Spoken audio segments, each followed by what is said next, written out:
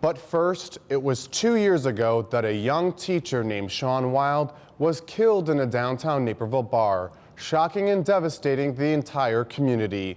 To this day, there's been no word of a trial date for his alleged killer, Daniel Alaska, and while the family continues to await justice, they also find comfort in sharing Shaun's story.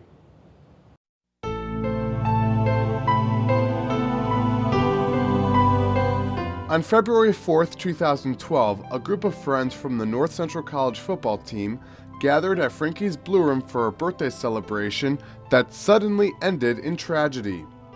Naperville 911, how may I help you? I need an ambulance at Frankie's Blue Room right now. Two teammates, Shaun Wild and Willie Hayes, were stabbed, allegedly by Naperville resident Daniel Alaska. Willie survived with serious injuries, while Shaun died that night. Shaun just had this joy, just this beautiful smile, this great sense of humor, and he was very physically affectionate, and you couldn't help but be changed by just being around him. And I guess that's where it's such a loss for so many people. It's what I miss the most about him is my friend Shaun. He was a very positive guy, an upbeat guy, had a great sense of humor. I miss his smile. And we were more friends than a father-son relationship at this time. Shaun Robert Wild was born and raised along with his sister Shannon and brother Kevin in the small town of Brown Deer, Wisconsin, just outside of Milwaukee. There, he loved playing sports. Growing up wasn't always easy, as he was often teased for his bright red hair. But his fourth grade teacher and high school football coach, David Lucre, saw Shaun's potential from a young age. From fourth grade, just working with kids one-on-one, to being a natural leader on the playground and doing it the right way. You know, there are a lot of people who have been gifted with either intelligence or physical talents. And in Shaun's world, he even had musical talents. But he never carried himself better than anybody. He really was a humbled young man. And of course, that really comes from his parents. He was always positive, nothing negative about him. I mean, he was definitely a person to look up to, a person you want to follow, a person you want to be like. With his coach's mentoring, Shaun became an all-state athlete in baseball and football, and was even named a state finalist for the Wendy's High School Heisman. But he also made time for others. Throughout high school, he volunteered as a coach and tutor. When I get up in the morning, first thing that goes through my mind is, like, how can I help somebody? I always said that if you remember just the athletic part of Shaun, then you really miss Shaun, because it was more than that. It was the way he used that, I'm an all-state player, got him respect. But then he went over and above that to say, this, you could be this. If you're a little more and reach out to people and help them, maybe you could be the same. It was male teachers like Coach Lucre that inspired Shaun to follow in their footsteps. After high school, Shaun would pursue a degree in education, first at Northern Illinois University for 2 years, and then at North Central College, where he was also a punter for the school's football team, often taking his freshman teammates under his wing.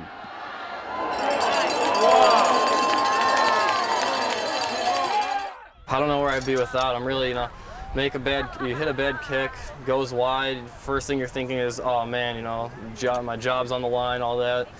And he just comes straight to you. He's like, all right, you know what? It's just one kick, settle down, worry about the next one, and he really calms you down. Just being a freshman, naturally, when you start to get down on yourself, it's really hard to pick yourself back up on your own. So a lot of times you need somebody to come over and make a joke, give you a little hug, something, anything just to get you to relax.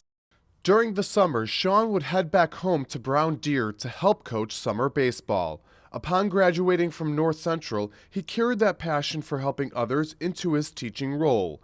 When he was killed, Shaun was in his first year as a second-grade teacher at Springbrook Elementary School. I was really confident that he was on the right track. He had passed through school with flying colors and had done everything that was expected of him, and now I was really looking forward to when he would get all that hard work, the 10 years that he put in to become a teacher would finally begin to pay off. Sadly, that was only 6 months as a teacher, but I think he influenced a lot of people in a short time. That was his way. What I miss so dearly is being part of the life of somebody who was 24 years old and just taking off.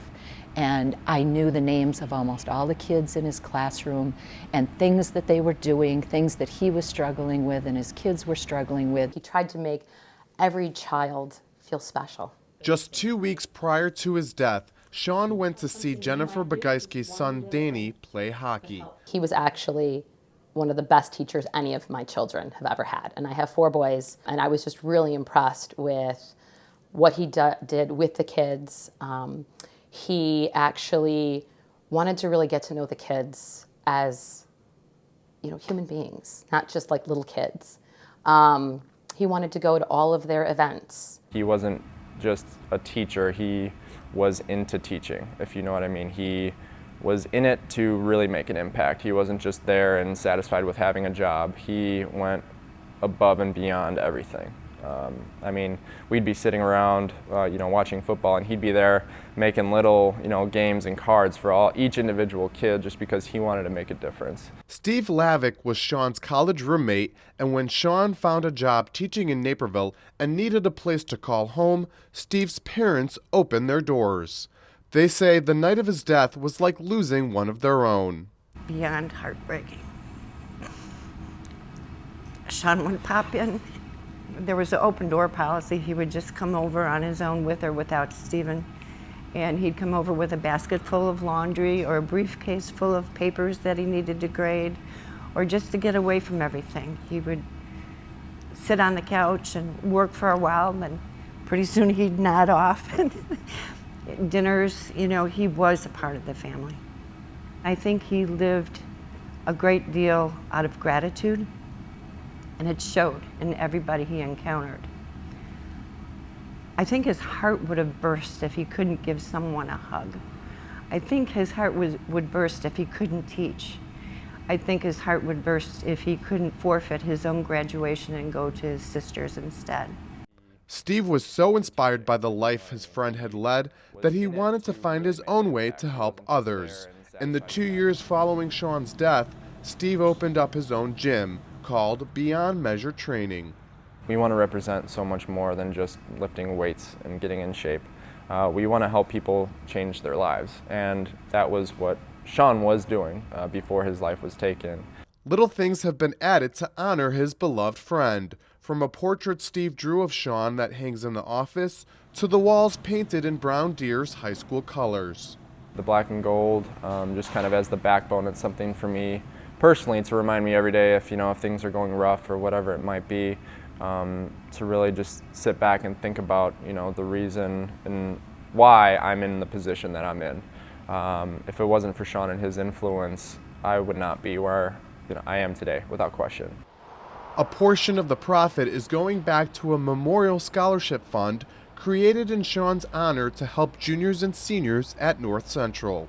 Students looking to apply for this scholarship have to be a junior or senior at North Central College in fall term, and their preference is given to anyone who is interested in pursuing elementary education to fulfill what Shaun's dream was of being an elementary education teacher. To me, it's more meaningful that they know who Shaun was when they apply for that scholarship, and they're able to carry out his mission to teach others.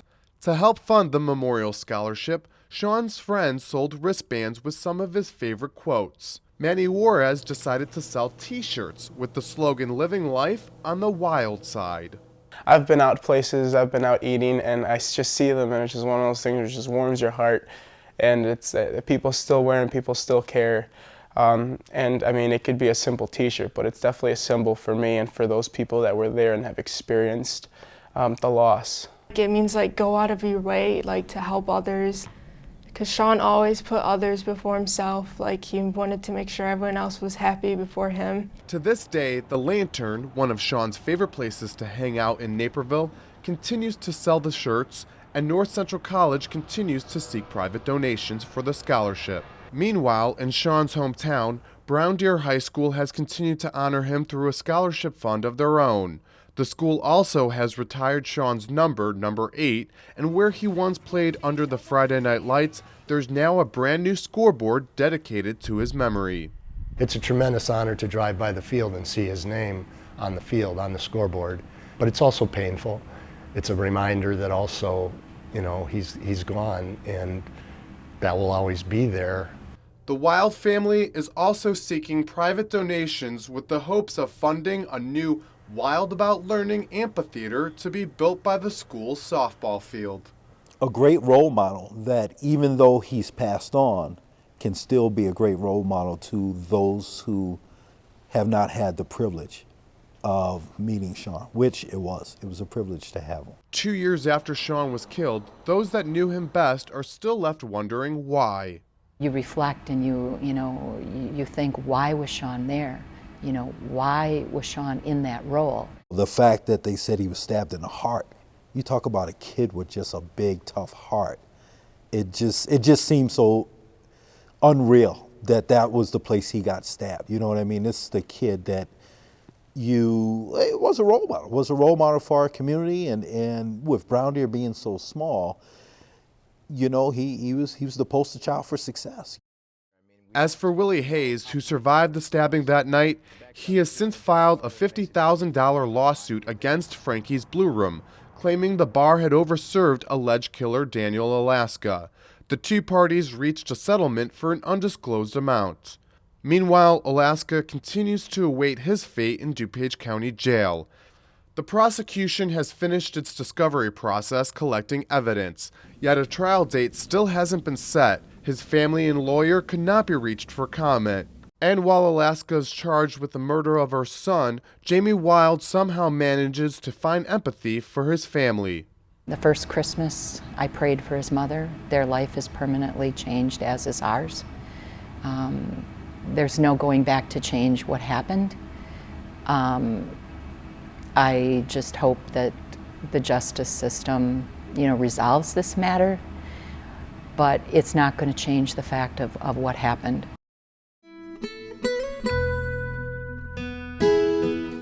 Every day, Jamie and Bruce struggle along with Shaun's brother and sister to regain a sense of normalcy.